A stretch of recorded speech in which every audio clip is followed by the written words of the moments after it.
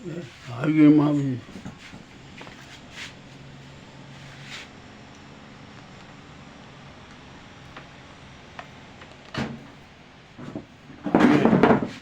उज्जैन के समाचारों से आपको अवगत कराएं। रात को आवारा बादलों ने 2 बजे के लगभग अपना डेरा डाला। हल्की बूंदाबांदी हुई और बादल क्लियर हो। कल सुबह फिर बादलों का एक समूह आया, जिसके कारण हल्की सी वर्षा हुई, कोई ज़्यादा नहीं हुई, और मामला बड़ा वो हो गया।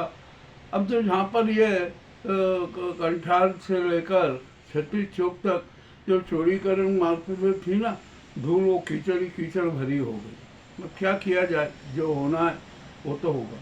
पेयजल संकट बहुत ज़्यादा गहराया हुआ है, मामला और भी गहराता जा रहा है। जनता त्रस्त हो रही है, मगर किसी को कुछ परवाह नहीं। न नल चल रहा है प्रेशर से, न प्रेशर से पानी आ रहा है, तो मामला बड़ा विचित्र हो रहा है। जनता यहाँ पर घबरा रही है, परंतु किसी को नहीं। अभी कल मैंने जब एक ये समाचार सुना कि भैया नर्मदा का पानी गंभीर डैम में डाल रहे। ठीक है, डाल रहा हो, अच्छी बात है, देखते हैं कब तक डालते। तो क्या गंभीर डैम को नर्मदा के जल से ही भरोगे, और वो कितना महंगा पड़ेगा, जरा सोचिए तो सही। किंतु हमारे यहाँ के विद्वान अफसर, विद्वान नेता और मध्य प्रदेश सरकार ने यह नहीं सोचा कि जो आसान काम है, गंभीर डैम का दूसरा चरण जो हमें युद्ध स्तर पर पूर्ण करना है, और यदि वो पूर्ण हो जाता तो 200 साल तक उज्जैन को पेयजल संकट नहीं आता। किंतु उनका विश्वास नहीं है, कोई बात ही नहीं कर रहा है कि गंभीर डैम का दूसरा चरण पूरा किया जाए। सारे अवरोध समाप्त हो गए, मात्र केंद्र और राज्य सरकार और यहाँ का स्थानीय प्रशासन कह दे कि नहीं, गंभीर डैम का दूसरा चरण युद्ध स्तर पर पूरा करना है। 8-10 महीने में, 1 साल में गंभीर डैम का दूसरा चरण पूरा हो जाए, परंतु ये कोई करना नहीं चाहते। मत करो भाई, जो तुम्हारी इच्छा था जो करो। नया बांध बनाने की बात कर रहे हैं, क्योंकि उसमें मोटा माल मिलेगा कमीशन में। और गंभीर डैम का जब वो दूसरा चरण का हुआ तो उसमें कोई खास बात नहीं है, ज़्यादा कुछ नहीं होगा। खैर ठीक है, अब ये भी देखते हैं, जो हमने सच बात बता दी वो तो आपको, जनता को पसंद आएगी ही, चाहे वो प्रशासन को और यहाँ के हमारे नेताओं को, मध्य प्रदेश सरकार को ये बात अच्छी ना लगे। ठीक है, मत लगने दो, क्या किया जाए। अब आइए यहाँ पर हम आगे बढ़ते हैं शहर में अतिक्रमण की। यहाँ अतिक्रमण तो चरम पर है, इतना चरम पर है कि जिसकी कोई सीमा नहीं। नगर निगम दावा करता हमने अतिक्रमण हटाया, और हटाने के 2 घंटे बाद ही पुनः अतिक्रमण हो जाता।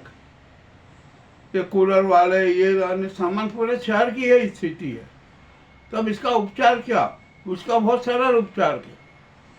आप अतिक्रमण हटाने जाते हो, कोई दिक्कत नहीं है, मगर जहाँ पे आपको अतिक्रमण दिखे उसके खिलाफ रासुका की कार्रवाई तुरंत कर दो। ये का ऐलान करवा दो कि जहाँ जिसका भी अतिक्रमण मिला ना, उस पर रासुका की कार्रवाई होगी।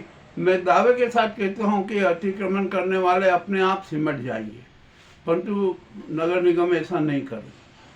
आवारा श्वानों की समस्या भी बनी हुई है, कोई दिक्कत नहीं, बनी रहे कि अरे जनता है, ठीक है, सब कुछ सहन कर लेगी। अब यहाँ पर एक सबसे बड़ा कांड हो रहा है, और इस कांड के 2 पहलू हैं। सती गेट है ना, यह पुरातत्व विभाग के अंतर्गत है, और उसके दोनों ओर भयंकर अतिक्रमण किया गया। नगर निगम की हिम्मत नहीं हो रही है कि वो एरन का जांच देख ले कि यहाँ तक की इसकी सीमा है, तो यहाँ पर दोनों तरफ अतिक्रमण के बाद तो हटाए, परंतु नहीं, ऐसा नहीं कर रही, बस खाली हवाबाजी करना। और इसका भी एक कारण है कि यहाँ पर 4-5 व्यापारियों ने मिलकर एक गैंग बना ली और कहा कि भैया अफसरों को चाहे जितना मोटा माल बांट दो, ये कर दो, परंतु ये सती गेट सेंटर में नहीं होना चाहिए, और न यहाँ पर कोई सर्किल बनना चाहिए। यह हुआ, और इसमें एक भाजपा नेता का रोल मुख्य है, और वो क्या है कि उसका भी हिस्सा जा रहा था, इसलिए उसने नाटक किया। जानकार सूत्रों का कहना है कि लाखों का सौदा हुआ है, उसमें कौन कितने अफसर को क्या क्या मिलेगा, ये अभी सारा राज उजागर हो जाएगा, कोई छुपने का नहीं है। परंतु अब जनता कह रही है, जनता साफ कह रही है कि यदि सर्टिफिकेट सेंटर में नहीं हुआ, उसके दोनों तरफ रोड नहीं बने और सर्टिफिकेट का अतिक्रमण नहीं हटाया ना, तो कोई भी भाजपा को वोट नहीं देगा, चाहे वो नेता हो, कोई भी बोले, उसको वोट नहीं दिया जाएगा। ये मामला बड़ा गंभीर हो गया है। भाजपा के लिए भी जीवन मरण का प्रश्न बन गया। एक नेता के चक्कर में, उसका गुलामी करने के चक्कर में जनता के साथ धोखा किया जा रहा है। ये उचित नहीं है। जो भी हो ठीक है। अब महाकाल मंदिर में तो स्थिति बड़ी विचित्र है, देख ही रहे आप। उज्जैन में हर तरह की ठगी हो रही है, कुछ भी नहीं हो रही, जो यहाँ पर कोई ध्यान नहीं दे रहा है। चाहते ठगी जारी है, सब कुछ हो रहा है। क्या विचित्र स्थिति हो गई है। साधु संत अपना चरित्र छोड़ चुके हैं, उनको भी कुछ नहीं। उनको तो क्या है, सरकार की हाँ में हाँ मिलाना है और सिंह के मद में से मोटा माल अपने अखाड़े या अपनी जेब में रखना है। ये यहाँ का राजनीति चल रही। यह सारा बहुत ही विचित्र खेला हो रहा है। अब देखते हैं ये खेला कि कहाँ तक चलेगा। हम तो सच सबके सामने प्रस्तुत कर रहे हैं। यहाँ पर ठगराजों की गैंग है, व्यापारियों की लूट जारी है, सब तरफ सबसे अराजकता फैली हुई है। अब क्या किया जाए।